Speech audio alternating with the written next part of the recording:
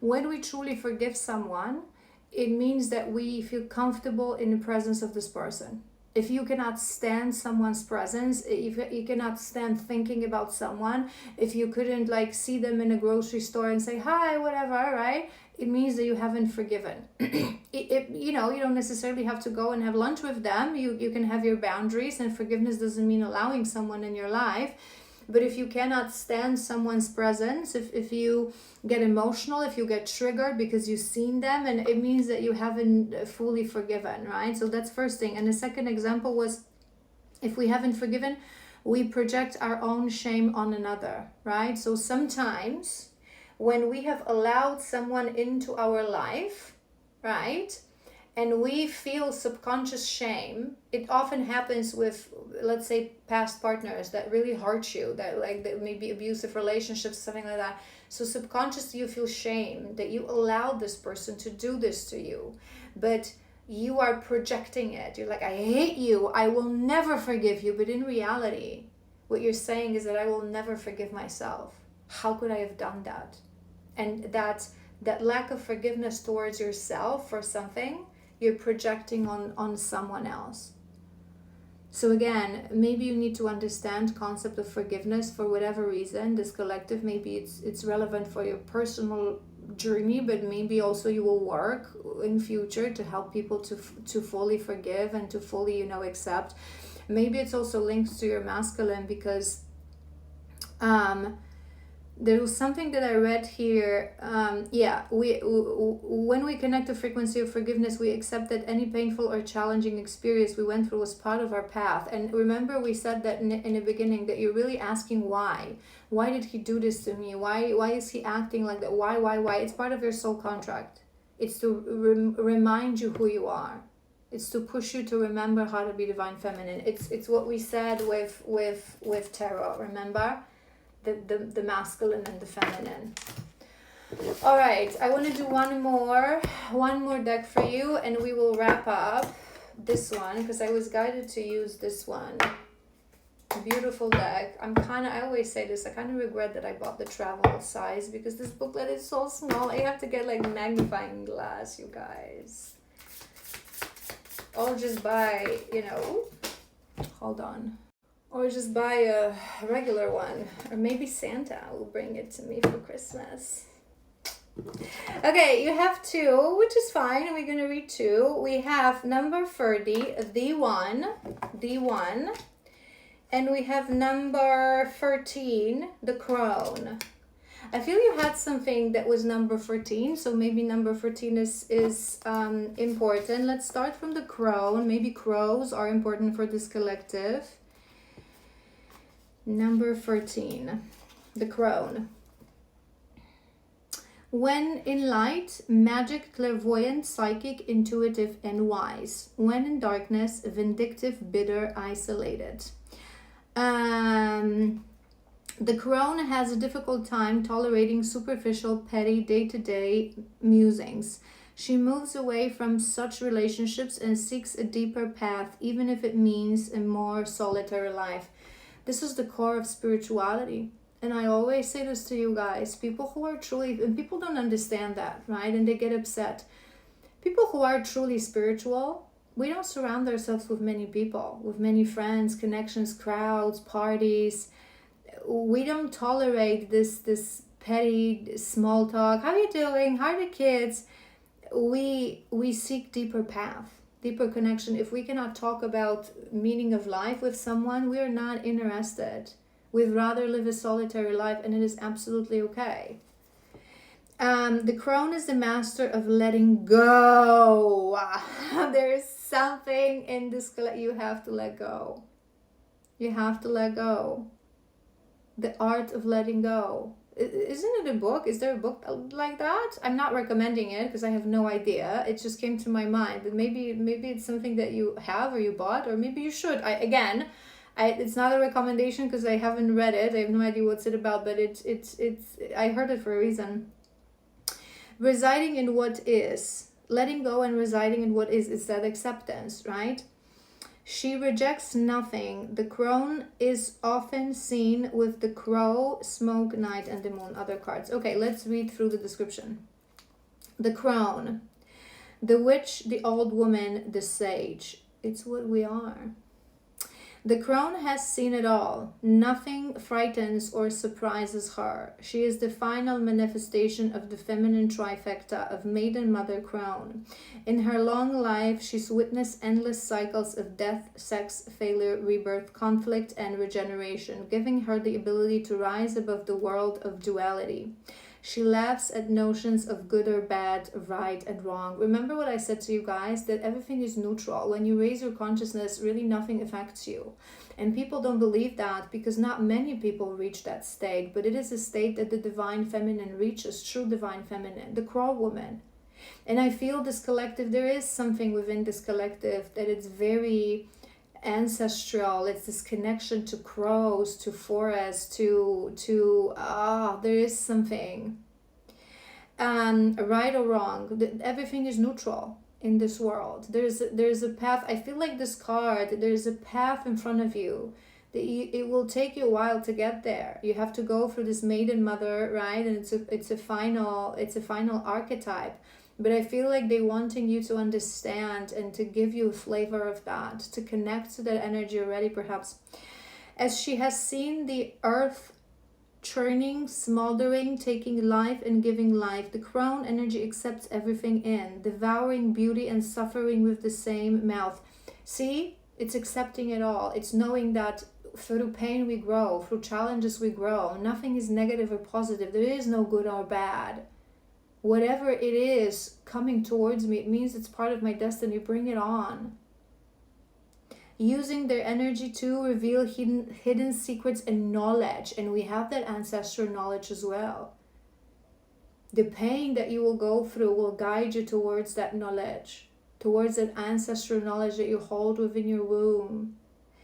Her energy resides in all of us. Through it is feared by most for its power and unconventional relationships with death and the macabre. Awakening the crone is dangerously rich and apologetically magic. And there's something that I was hearing about death, relationship with death, and the crow. And I'm seeing the crow card in the animal, the one that sees all, past, present, future. I feel this collective. Maybe you would have links to shamanism. I feel you have very untapped potential, huge, like powerful ancestors. Ooh, I just got chills. Thank you. The crone, right? But what do I always say to you guys? With great power comes great responsibility. To hold that crone energy one day, you have to go through this journey. You wouldn't be able to do that. And there is something about death and passage to the other side. Maybe you will be helping that. Maybe you will be helping one day. It will be your part of your path to help lost souls to forgiveness. To help lost souls find forgiveness, find their way home. There's such a misunderstanding and stigma around death, right? In our culture, it's something that, don't laugh at it, don't fear it, don't talk about it. It's not being explained properly to children. It's like we saying that we're gonna die. It's like, don't say it like it's we're all gonna die. Why wouldn't you want a child to know that, right? It's ridiculous. There's this conditioning, programming. Maybe part of your path is to introduce people to death, to darkness, to underworld, to afterworld, to not fearing these things. There's so many things coming to my mind, but I feel like it's part of your path that you'll just be discovering. Maybe they wanted me to read that, so certain things will resonate. It will guide you towards specific direction, but there is something, darkness, color black maybe as well. Maybe you like color black. Okay, let's do the next one, which is the one number 30. Okay, got it. When in light, serves, loves, accepts, resonates. When in dark, ignores, emits, excludes. It is said that Om is the primordial sound of the universe and that all other mantras are born from it. Very powerful mantra. Simply imagining this possibility will activate the one. The unus mundus is a circle representing the unity of existence. It is possible that the beginning and the end of all things is love. Yes, it is possible. Love is all. The beginning and the end. Oh. Non-duality, one love, unus mundus, however you pronounce it, it's Latin. Our ability to experience this archetype firsthand is limited. It comes in brief and potent moments that we are left to savor for a lifetime. The one is both the energy that unites all living beings and our capacity to sense this intimate union. This archetype eludes us most of our lives, appearing as a concept in a distant galaxy. Yet when we are in the midst of its power, a solemn reverence falls across the land. We glimpse ourselves in the vastness of all consciousness and are neither small nor large within that field. We are neither important or unimportant. All duality fades away, and we are left with what is the precious knowing that life is a gift, and we are both the giver and the receiver of this fortune. These are really deep cards. These are cards that I don't feel like this collective you're going to embody, but there's a reason we got these cards. It's like they wanting to give you a flavor. I'm really seeing this powerful crow woman walking through the darkness, through the underworld, helping. It's like this bridge. It's like accompanying people through this bridge and understanding the oneness. What I was hearing as well when I was reading this, you have to understand that separation is just an illusion. You are one with the divine, you are one with all, but you're one with your masculine as well. And it's this, yes, important and non-important. It's everything and it's nothing. It's the void. It carries the energy of the void. And it's like I was seeing you in the void. You will be one powerful soul. I always say this to you guys, that I see different paths for different collectives. Some people are meant to be charismatic leaders, connect to many, have platforms. I feel this more of exclusiveness in this collective. It's like not everyone will be led to you on their path. I don't feel like this collective you're going to have, platforms and followers. You're going to hold a true power and a true magic. It's like this oracle that sits in the middle of a forest. I'm not being literal, but this oracle crow woman that sits in the middle of a forest, and you need to embark on a quest to find her and to reach her, and then you enter, and she has like one session with you, or she says one thing to you, and it will completely change like your whole life. Like the one that is constantly 1 feet in, and I'm getting chills, 1 feet in the void, in the darkness, in the spirits, because people think, yes, spirits are around us because it's consciousness. There's no physical body. So whenever a soul focuses its consciousness, it appears, right? It's not like they have to come to us, ride a bike, right? They appear, they're here. But there are souls that are, we come here and we go, and we sort of ascend, and then we reach a final lifetime, then we move to another realm, another planet, another world, another physical experience. But there are souls who are tied to this earth as challengers, as protectors, some through pain, some through uncleared karmic trauma, I'm hearing. And it's like the consultant of these souls, the consultant of these spirits. Things are coming to my mind. Truly beautiful, truly powerful collective. But you have to, this is waiting for you. Do you know how amazing that is? Do you realize how big of a gift that is, to be able to do that?